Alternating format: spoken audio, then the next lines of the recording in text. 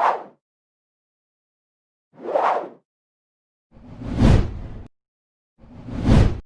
wabarakatuh. Perkenalkan, nama saya Ria Anjani, NIM di 600180151 dari kelas C. Video kali ini dibuat untuk memenuhi tugas dari mata kuliah Pancasila semester 5 jurusan Teknik Industri Universitas Muhammadiyah Surakarta dengan mengangkat tema yaitu bahayanya smartphone bagi anak-anak, bagi pertumbuhan anak. Kemudian manfaat dari video ini diharapkan nantinya bisa berguna bagi orang tua, untuk para guru dan juga untuk anak-anak, di mana mereka bisa lebih bijak dalam menggunakan smartphone dan menggunakan smartphone untuk hal yang positif. Terima kasih. Wassalamualaikum warahmatullahi wabarakatuh. Selamat mendengarkan. Menurut riset Kominfo dan UNICEF mengenai perilaku anak dalam menggunakan internet dan smartphone di Indonesia, dengan kepemilikan telepon seluler mencapai 84% dari total penduduk Indonesia, mendorong UNICEF untuk bermitra dengan Kementerian Kominfo serta Beckman Center for Internet and Society dari Harvard University untuk melakukan survei terhadap perilaku digital generasi muda. Studi berjudul Keamanan Penggunaan Media Digital pada Anak itu bertujuan untuk menyediakan informasi-informasi penting tentang cara-cara kelompok usia tersebut menggunakan media sosial dan teknologi digital, motivasi mereka menggunakan media komunikasi tersebut, dan potensi resiko yang mereka hadapi dalam dunia digital. Pada sebuah penelitian, menurut data terbaru, penelitian ini dilakukan oleh salah satu mahasiswa di Indonesia. Setidaknya ada 30 juta anak-anak di Indonesia merupakan pengguna internet dan media sosial. Hasil studi menemukan bahwa 80% responden yang disurvei merupakan pengguna internet, dengan bukti kesenjangan digital yang kuat antara mereka yang tinggal di wilayah perkotaan dan lebih sejahtera dengan mereka yang tinggal di daerah perdesaan dan kurang sejahtera. Anak-anak memiliki 3 motivasi utama untuk mengakses internet di smartphone mereka.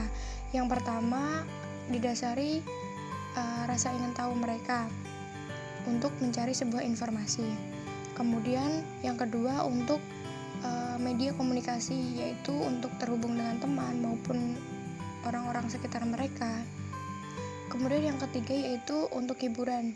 Hiburan ini bisa seperti YouTube, Instagram, dan juga bermain game. Nah, untuk pencarian informasi yang dilakukan sering didorong oleh tugas-tugas sekolah, sedangkan penggunaan media sosial dan konten hiburan didorong oleh kebutuhan pribadi dari si anak tersebut. Kemudian, selain itu, anak-anak harus terus dimotivasi untuk memandang dan menjadikan internet sebagai sumber informasi yang berharga, dan untuk memanfaatkan teknologi digital secara maksimal sehingga dapat membantu pendidikan mereka, meningkatkan pengetahuan, memperluas kesempatan dan keberdayaan mereka dalam meraih kualitas hidup yang lebih baik. Kemudian, selain itu, perlu dikembangkan secara efektif untuk mengkampanyekan keamanan digital secara online maupun offline melalui segala bentuk saluran media tradisional maupun digital, seperti televisi, radio, website, atau media sosial yang sering digunakan oleh anak. Dibutuhkan kader-kader muda teladan dalam keamanan berinternet yang dapat membagikan hal tersebut kepada teman-teman di media digital melalui sarana audio dan video di media massa. Nah, untuk secara offline-nya bisa melalui sekolah-sekolah. Tujuannya yaitu mengumpulkan data untuk mengarahkan kebijakan ke depan dalam melindungi hak-hak anak mengakses informasi, dan pada saat yang sama berbagi informasi dan mengekspresikan pandangan atau ide-ide mereka secara aman. Selain kader-kader yang telah disebutkan di atas, pihak orang tua dan guru harus mengawasi dan mendampingi anak mereka dalam aktivitas digitalnya yang terlibat di dalamnya. Salah satu cara sederhana, contohnya orang tua dapat menjadi teman di akun jejaring sosial anak, karena disinilah anak-anak dan remaja bermain di dunia maya. Di sini orang tua dapat bergabung dan berkomunikasi secara intensif dengan anak-anak untuk menciptakan lingkungan yang aman dan positif bagi perkembangan dan pertumbuhan anak-anak mereka di dunia cyber.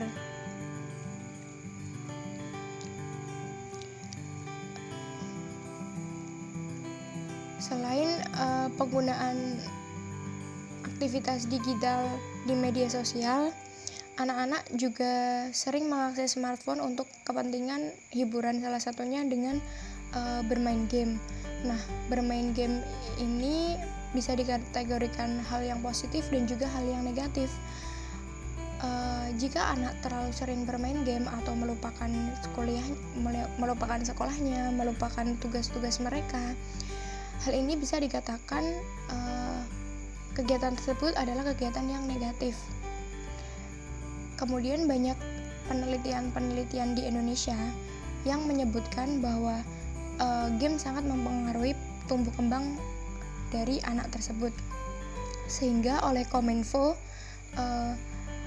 ada beberapa game yang sempat diblokir oleh Kominfo.